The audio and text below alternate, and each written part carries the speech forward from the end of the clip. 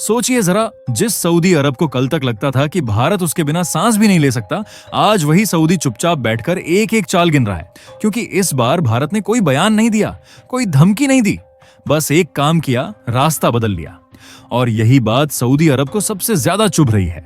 भारत ने तय कर लिया है कि अब तेल और गैस के लिए हर बार एक ही दरवाजे पर दस्तक नहीं दी जाएगी। और इसी फैसले में भारत के साथ खड़ा है यूएई। चुपचाप बिना शोर मचाए भारत और यूएई ने वो समझौते कर लिए हैं जो सीधे सीधे सऊदी अरब की पकड़ ढीली कर देते हैं। अब खेल समझिए, अब तक सऊदी अरब भारत का दूसरा सबसे बड़ा क्रूड ऑयल सप्लायर था। मतलब भारत की जरूरत, सऊदी की ताकत। लेकिन जैसे ही भारत ने यूएई के साथ लॉन्ग टर्म तेल और गैस डील फाइनल की, सऊदी की वो जरूरी वाला स्टेटस खतरे में आ गया। और ये सिर्फ एक डील नहीं है, ये एक मैसेज है।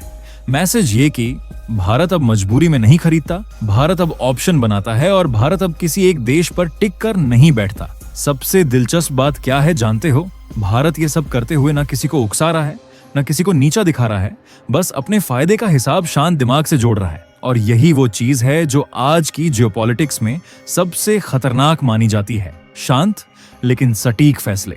यूएई को भी पता है कि भारत कोई छोटा ग्राहक नहीं है। भारत एक ऐसा मार्केट है जो आज नहीं तो कल पूरे एनर्जी गेम की दिशा बदल सकता है। इसलिए भारत यूएई की ये नजदीकी सऊदी अरब के लिए सिर्फ इकोनॉमिक झटका नहीं है, ये एक वार्निंग है कि अगर वक्त रहते समीकरण नहीं बदले तो भारत अगली बार और भी दूर निकल सकता है। और यही वजह है कि आने वाले महीनों में आपको तेल, गैस और मिडिल ईस्ट की राजनीति में काफी हलचल दिखने वाली है।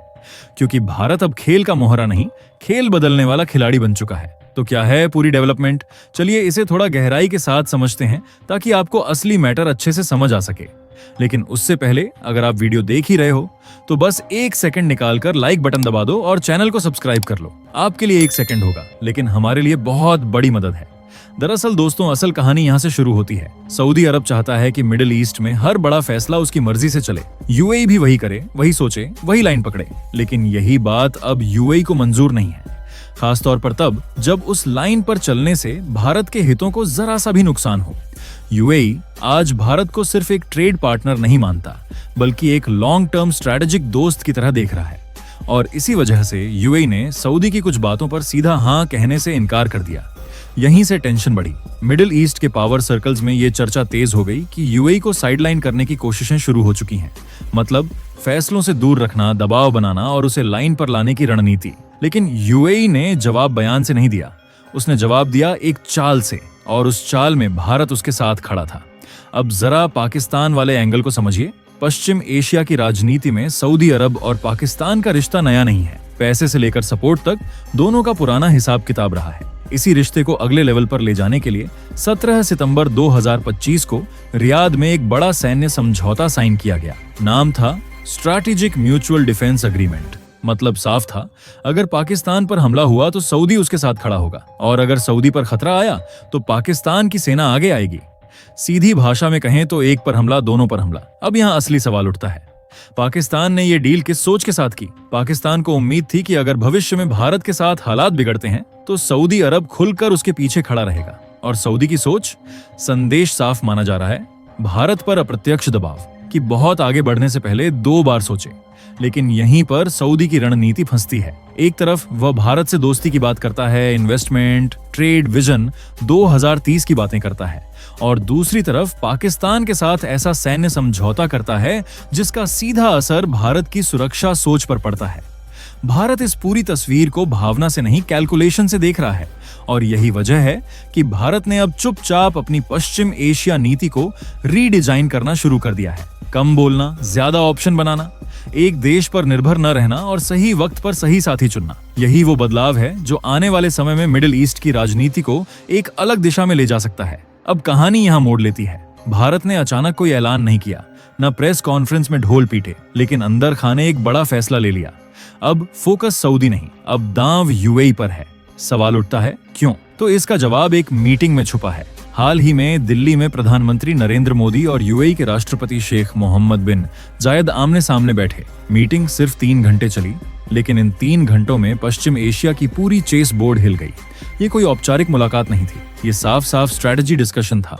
सबसे पहले बात हुई व्यापार की। दोनों देशों ने तय किया कि 2032 तक भारत यूएई का व्यापार सीधे $200 बिलियन तक पहुंचाया जाएगा। मतलब साफ है, भारत अब अपने एक्सपोर्ट इंपोर्ट का बड़ा हिस्सा सऊदी के बजाय यूएई के रास्ते आगे बढ़ाएगा। अब आते हैं असली गेम चेंजर पर, ऊर्जा। भारत की सबसे बड़ी कमजोरी भी यही है और ताकत भी। यूएई ने भारत को अगले 10 साल के लिए एलएनजी गैस का भरोसा दिया है, वो भी ऐसे दामों पर जो बाजार में आसानी से नहीं मिलते। अब्बू धाबी नेशनल ऑयल कंपनी हर साल एचपीसीएल को 0.5 मिलियन टन एलएनजी सप्लाई करेगी। सीधी भाषा में कहें तो जो गैस पहले सऊदी से आती थी, अब उसकी नलकी धीरे धीरे यूएई की तरफ घूम रही है। और सिर्फ गैस ही नहीं, तेल के मामले में भी यूएई ने ऐसा ऑफर दिया जिसे नजरअंदाज करना मुश्किल था। जहां सऊदी भारत को कच्चा तेल महंगे रेट पर देता रहा है, वहीं यूएई ने वही तेल काफी कम कीमत पर देने का वादा किया है। इसका सीधा असर पड़ेगा, भारत की इंपोर्ट बिल घटेगी और सऊदी की हिस्सेदारी अपने आप कम होगी। अब तीसरा और सबसे सेंसिटिव मुद्दा, डिफेंस। भारत और यूएई ने स्ट्रैटेजिक डिफेंस पार्टनरशिप के लिए लेटर ऑफ इंटेंट साइन किया है, मतलब ट्रेनिंग, टेक्नोलॉजी और सिक्योरिटी कोऑपरेशन। कई एक्सपर्ट इसे सऊदी पाकिस्तान वाले सैन्य समझौते का साइलेंट लेकिन सटीक जवाब मान रहे हैं। भारत ने कोई बयान नहीं दिया, कोई उंगली नहीं उठाई, बस अपना ऑप्शन मजबूत कर लिया। यही नया भारत है, कम शोर, ज्यादा असर। भारत अब किसी एक देश पर आंख बंद करके भरोसा नहीं कर रहा, वह रिश्ते भी निभा रहा है और बैकअप प्लान भी बना रहा है। यूएई इस वक्त भारत के लिए सिर्फ तेल या व्यापार नहीं है, वह एक भरोसेमंद स्ट्रैटेजिक पार्टनर बन चुका है। और यही बात कुछ लोगों को चुभ रही है। अब जरा ध्यान दीजिए, क्योंकि यहीं से गेम सिर्फ तेल तक सीमित नहीं रहता, यहीं से तस्वीर बड़ी हो जाती है। भारत और यूएई ने रिश्ते को सिर्फ बिजनेस पार्टनर से आगे बढ़ाकर लॉन्ग टर्म स्ट्रैटेजिक साथी बना दिया है। चौथा बड़ा फैसला आया स्पेस सेक्टर में। भारत की इसरो और यूएई की स्पेस एजेंसी अब साथ मिलकर काम करेंगी, सिर्फ रिसर्च में नहीं बल्कि कमर्शियल स्पेस प्रोजेक्ट्स में भी। मतलब आने वाले वक्त में सैटेलाइट, स्पेस डेटा और नई टेक्नोलॉजी दोनों मिलकर डेवलप करेंगे। यूएई के पास पैसा है, भारत के पास अनुभव है और सबसे बड़ी बात, भारत का स्पेस मॉडल सस्ता भी है और भरोसेमंद भी। यहीं पर सऊदी पिछड़ जाता है, क्योंकि स्पेस रेस में यूएई भारत के साथ उड़ान भर चुका है और सऊदी अभी रनवे पर ही खड़ा है। अब आते हैं पांचवे और सबसे नाजुक मुद्दे पर, न्यूक्लियर एनर्जी। भारत और यूएई ने तय किया है कि वे शांतिपूर्ण परमाणु ऊर्जा पर मिलकर आगे बढ़ेंगे।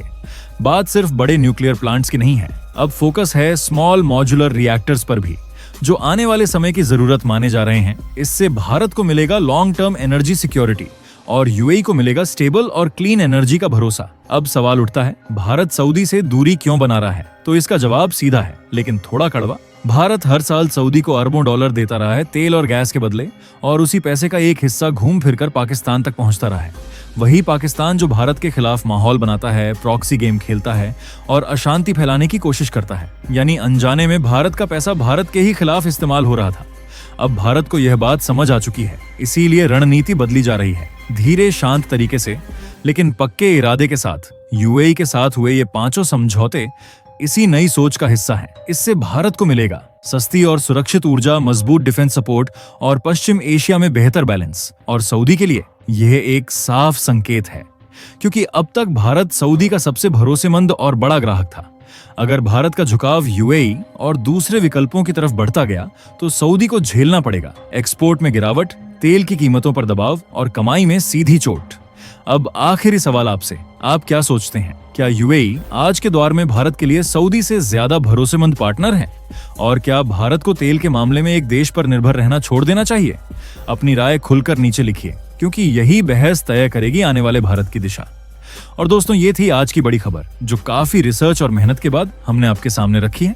तो अगर आप हमारी मेहनत को सपोर्ट करना चाहो तो वीडियो को लाइक और चैनल को सब्सक्राइब करके अपने दोस्तों से शेयर कर दें, ताकि उन्हें भी ये जानकारी मिल सके। जय श्री राम।